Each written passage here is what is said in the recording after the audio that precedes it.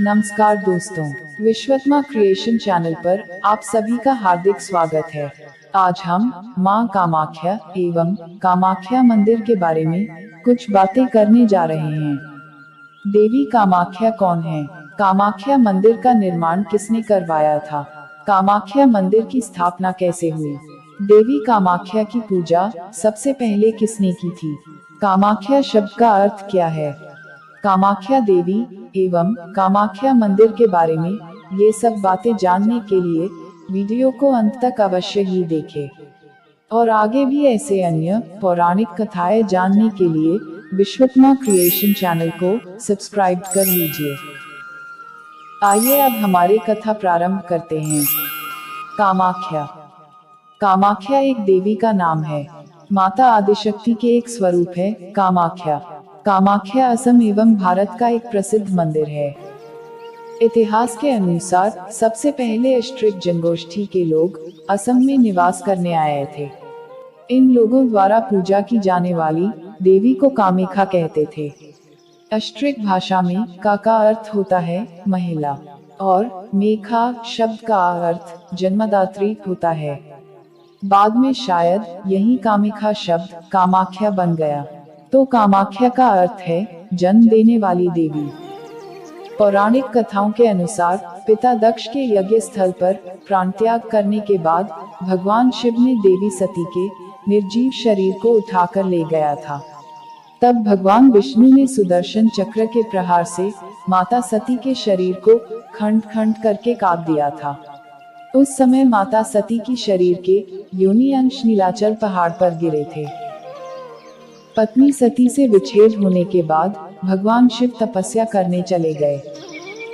दूसरी ओर दानवराज तारकासुर को सृष्टिकर्ता ब्रह्मा से यह वरदान मिला कि तारकासुर किसी और के हाथों नहीं बल्कि शिव पुत्र के हाथों ही मृत्यु को प्राप्त होगा। वर मिलने के बाद दैत्य तारकासुर ने त्रिभुवन में हाहाकार मचा दिया था। उस ओर सती की मृत्यु के बाद माता आदिशक्ति ने गिरिराज हिमालय की पुत्री पार्वती के रूप में जन्म लेकर भगवान शिव को पति के रूप में प्राप्त करने के लिए कठोर तपस्या शुरू की। उधर तारकासुर के भय से देवताओं को भागता फिरना पड़ा था। इसलिए देवताओं ने तारकासुर के वध के लिए शिव पुत्र जन्म होने की कामना की थी। शिव के पुत्र जन्म होने के लिए पहले शिव जी के तपस्या भंग होना होगा, फिर शिव जी का विवाह होना होगा। इसलिए देवताओं ने शिव जी के तपस्या को भंग करने के लिए प्रेम के देवता कामदेव की मदद ली। भगवान शिव के तपस्या भंग करने के लिए कामदेव ने शिव जी पर कामबाण से प्रहार किया। कामबाण के प्रहार से शिव जी के तपस्या भंग तो हो गई थी, परंतु साथ ही साथ भगवान शिव के तीसरे आंख भी खोल गई थी।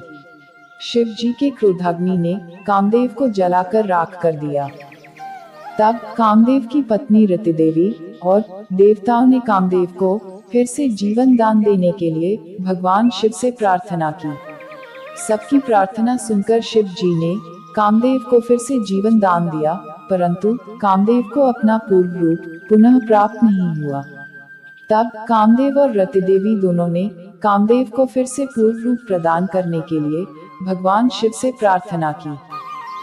उनकी प्रार्थना सुनकर भगवान शिव ने कहा कि अगर कामदेव नीलाचल पहाड़ में बिखरी हुई सती की योनि खंड को ढूंढकर पूजा करते हैं तो कामदेव को अपना पूर्व रूप फिर से प्राप्त होगा। भगवान शिव के कथा अनुसार कामदेव ने नीलाचल पहाड़ में खोजकर कई वर्षों तक देवी सती की योनि खंड की पूजा करते हैं। तब माता आदिशक्ति ने स्वयं प्रकट होकर कामदेव को पूर्व रूप फिर से प्रदान किया। कामदेव के अपने पूर्व रूप में वापस आने के बाद इस स्थान का नाम कामरूप रखा गया। अपने पूर्व रूप को पुनः प्राप्त करने के बाद कामदेव ने उसी स्थान पर देवी का एक मंदिर बनवाया। कामदेव ने सबसे पहले पूजा करने के कारण देवी के नाम हुए कामाख्या और उस मंदिर का नाम हुआ कामाख्या मंदिर।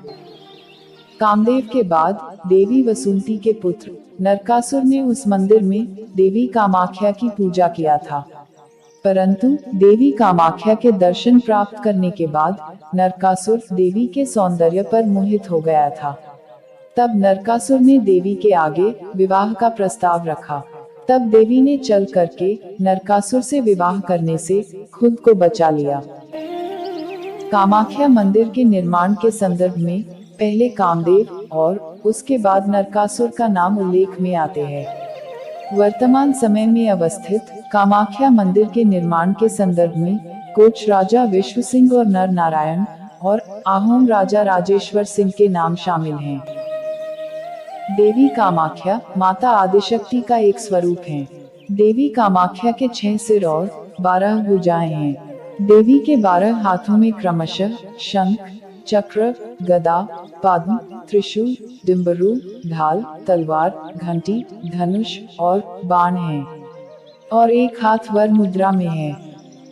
देवी कामाख्या कमल पर विराजमान रहते हैं और उनका वाहन सिंह है। देवी कामाख्या की कल्पना एक 16 वर्षीय देवी के रूप में की गई है।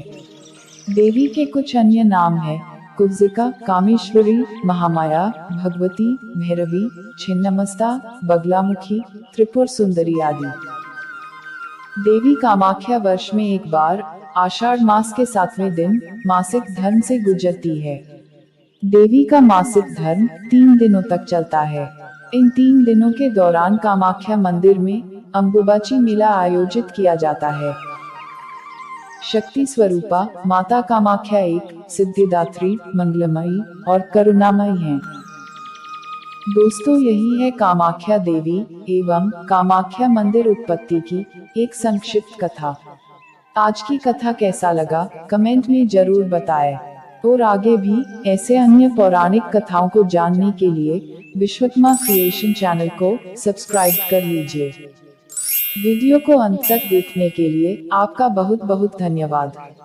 आगे अन्य एक कथा के साथ फिर मिलने की आशा से और आप सभी के कुशल कामना के साथ आज के लिए विदा लेता हूँ। जय मां कामाख्या, जय श्री कृष्ण।